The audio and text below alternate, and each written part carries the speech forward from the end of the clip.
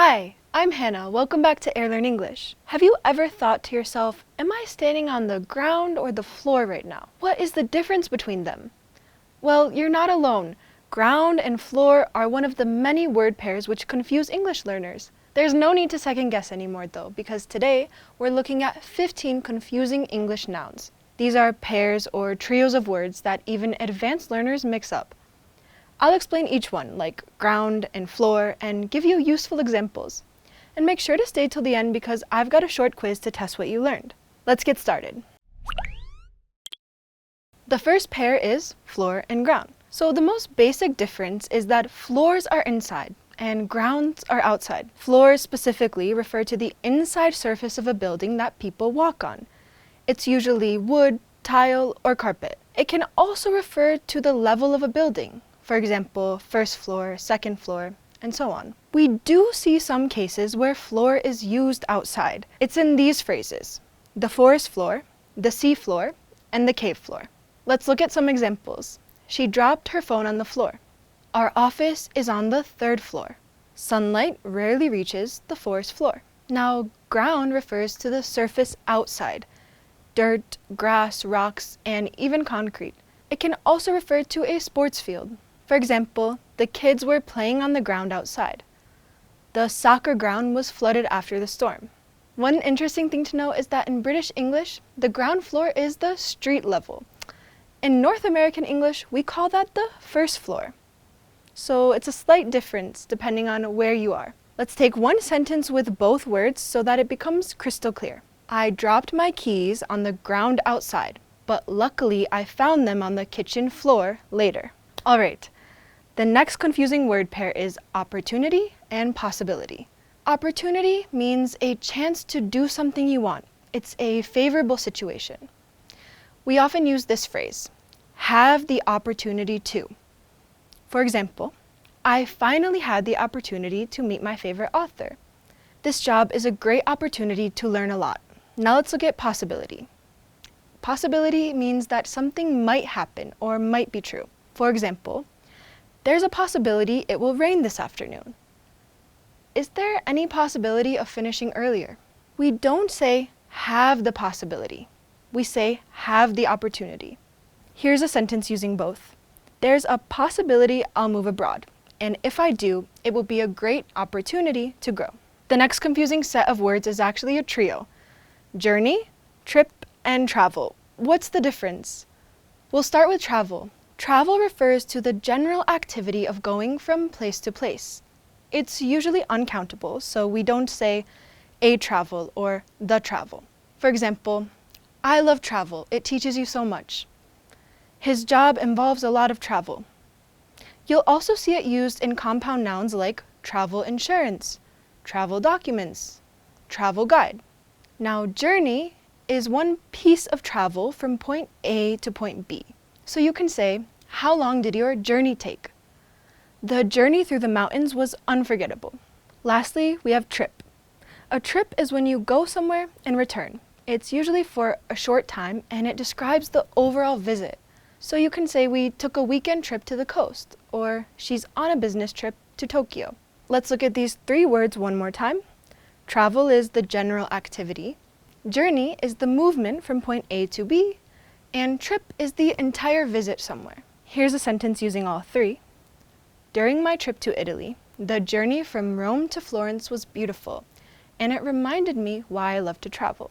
Our next confusing word pair is wedding and marriage. What's the difference? Well, wedding is the ceremony or event where two people get married. It takes place on a specific time, date, and location. For example, you would say their wedding is next Saturday, or we had a small wedding on the beach. Now, marriage is the long-term relationship between two married people. After the wedding, the two people are in a marriage. For example, you can say, they have a strong marriage, or a good marriage takes teamwork. You cannot say, when is your marriage? Because marriage is not a specific date. Instead, you can say, when was your wedding? Or, how long have you been married? Let's take one sentence using both. Their wedding was beautiful, and now they're enjoying a happy marriage. Let's talk about these words, job and work. Job is a specific position or employment. For example, she got a new job as a designer. Do you like your job? I'm speaking about the specific position. Work is a general task or effort. It's uncountable, so we don't say a work. We can say, I have so much work to do. And you probably know this, but work is also a verb, to work. For example, you can say, do you like your work? Which is focused on the tasks you do. Or, I have so much work to do. I'm working from home today. So these two questions, do you like your job? Do you like your work? They can actually be used interchangeably. Here's a sentence using both. Her job is stressful, but she enjoys the work she does. Now what about these words, price and cost? Well, price is the amount of money needed to buy something. Someone might ask, what's the price of this laptop?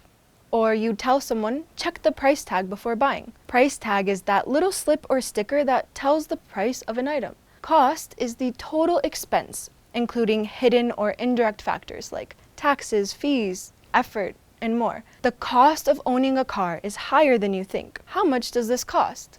So we can say, how much does this cost? And what is the price of this? And they do basically mean the same thing. Okay, one sentence using both. The price of the ticket is $50, but the total cost is $60 after fees.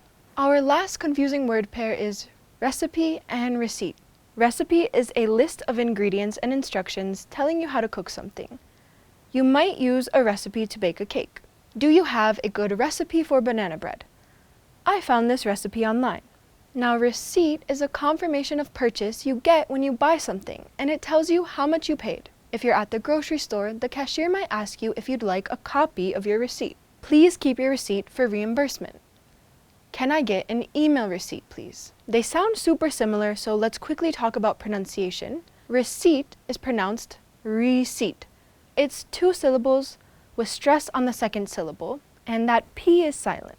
Recipe is 3 syllables with stress on the first. Recipe. Here's a sentence using both.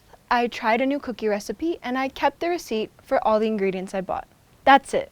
We've covered 15 of the most confusing nouns in English. Now let's test what you learned. I'm going to give you 7 sentences with fill in the blanks. Choose which word from the set goes where. Number 1. The kids were playing on the, well, we cleaned the inside. It should be ground, then floor. The kids were playing on the ground outside while we cleaned the floor inside. Number 2. There's a strong that our flight will be delayed, but it could also be a great to explore the airport. It should be possibility, then opportunity.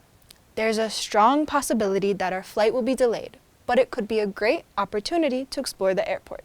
Number 3. My to France took 7 hours, but the whole was worth it. I love. It should be journey, then trip, then travel. My journey to France took 7 hours, but the whole trip was worth it. I love travel. Question number 4. There was small, but they've built a wonderful over the years. It should be wedding, then marriage. Their wedding was small, but they've built a wonderful marriage over the years. Number 5. She enjoys her, but today she has too much to finish.